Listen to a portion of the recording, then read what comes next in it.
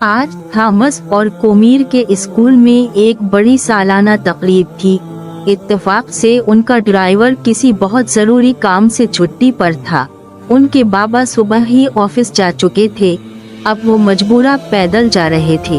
उस वक्त वो एक सुनसान गली से गुजर रहे थे।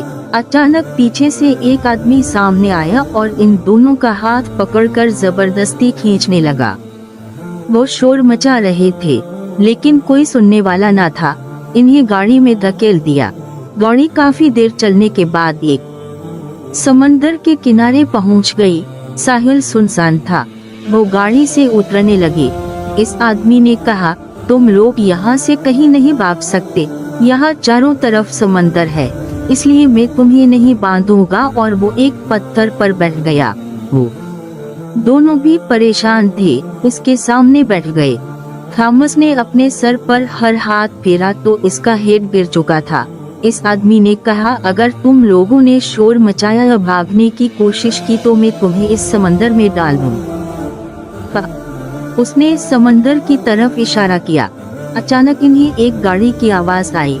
इन्होंने जल्दी से पत्थर उठाए और इस आदमी को मारकर गाड़ी की सिमत भागने लगे। पुलिस की गाड़ी उनके करीब पहुंच गई और इन्हें अंदर खींच लिया गया। इस आदमी को भी पुलिस ने पकड़ लिया। वापस आते हुए बाबा ने इनको बताया कि वो किसी काम से घर वापस आ रहे थे तो उन्होंने रास्ते में गिरा हुआ थॉमस का हेड पहचान लिया।